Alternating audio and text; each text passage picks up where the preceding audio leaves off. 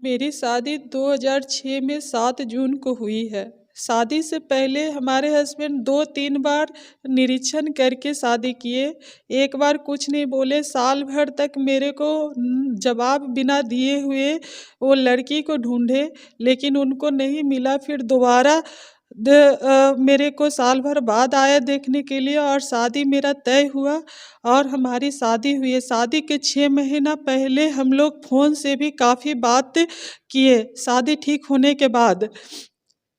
तब वो हमको पागल नहीं समझते थे और जब शादी हुई हम लोग अच्छे से रहने लगे। वहाँ का पानी से बिजली बनता है और मेरा पानी ना सेट होने के कारण बीमार रहने लगे। तो ये मेरे पर इल्ज़ाम लगाए कि तुम बीमारिया लड़की हो, बीमारिया लड़की से शादी हो गया है। और वो बोलते हैं कि तुम्हारा बाप दवा दे कर के विदा किया था डिप्रेशन का। तो हम कहना चाहते हैं कि उन्हीं के बात को लेकर के अगर चलते हैं कि मेरे पिताजी डिप्रेशन का दवा दे कर के भेजे थे और उनको नहीं बताए थे, तो हम कहाँ से डिप्रेशन में रहते हैं, किस एंगल से रहते हैं। हम 10 साल से इसी घर में और इसी गांव में आप सबों के बीच में हैं।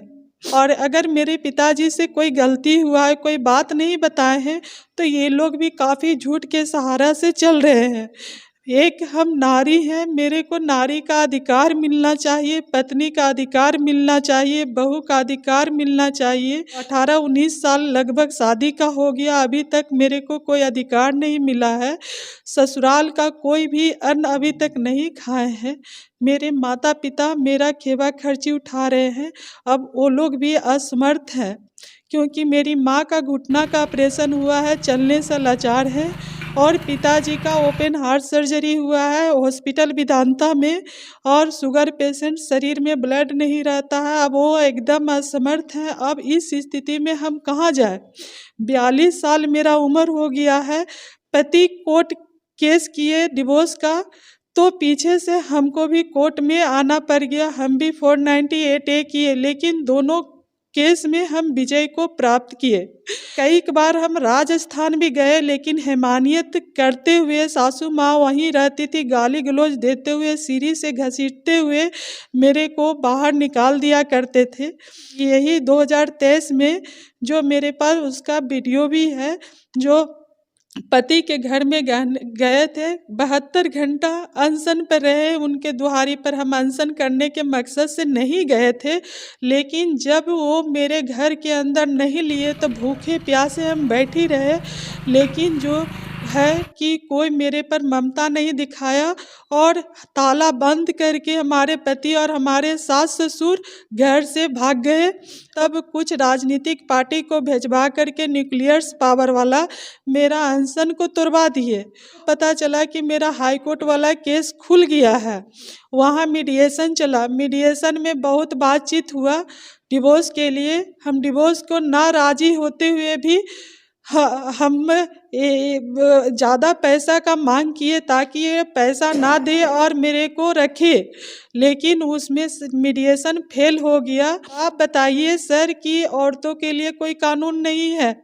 पहले का कानून इतना लेट कर देता है कि एक औरत का ज़िंदगी खराब हो जाता है, बर्बाद हो जाता है कोर्ट केस लड़ते हुए। अब वो ग्राउंड का नाम देता है और अगर पति को सज़ा दिला दिए तो पति को भी सज़ा हो गया था, तो हम सज़ा दिला दिए, तो सज़ा दिलाने वाला भी एक कानून है। तो कानून सज़ा दे करके फिर कहता है कि क्या ऐसा मामला हो गया है जो आपको पति आपका जो है रखना नहीं चाहता, डिवोर्स देना चाहता है? पति जो है सो कहता है कि पागल है, डिप्रेशन का शिकार है, दवाई खाती थी, दवाई खाती है। लेकिन ऐसा नहीं है, हम कोई डिप्रेशन का शिकार नहीं है, कोई पागल नहीं है।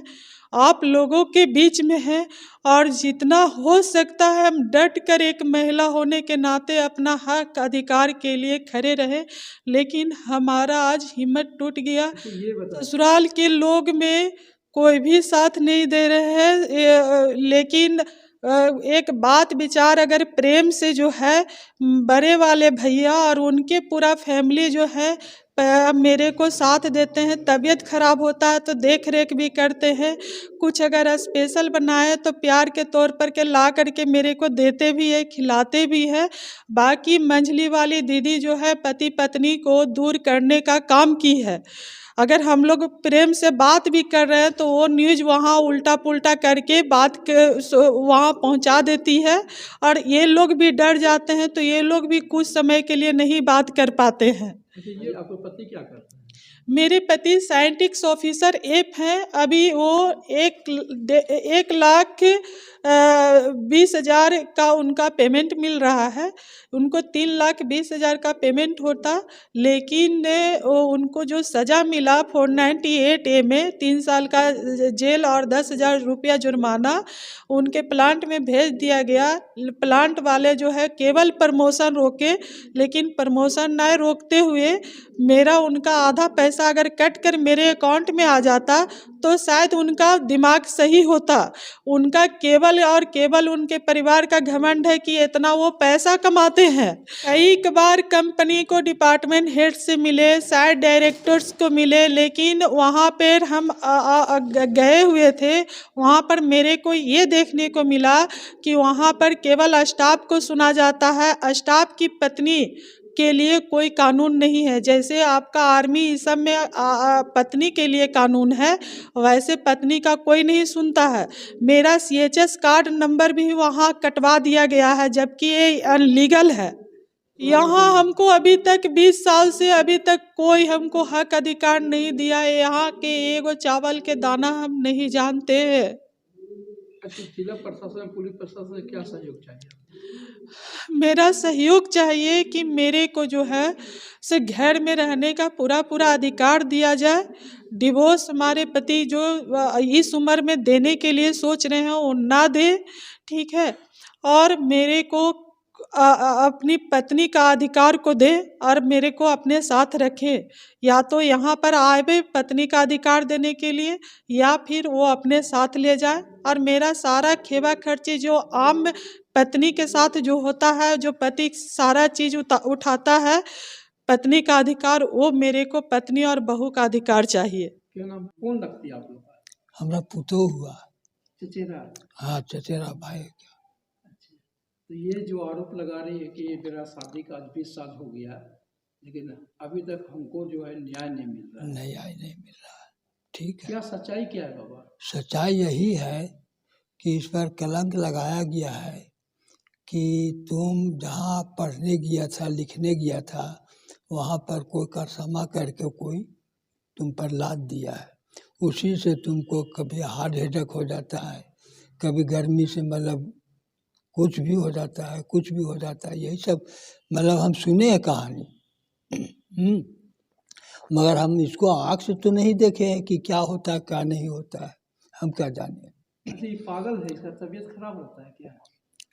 पहले सुनते थे कि खराब रहता है, मगर जब से बेलगड़ा में बास लिया है, घूम रहा है, फिर रहा है, कहीं काम धंधा कर रहा है, कहीं खा पी रहा है, कहीं एक आध रात रह भी जाता है, तो हम तो यहाँ देखते हैं कि बराबर ठीक है, रहता है, पागल नहीं है। पागल नहीं है।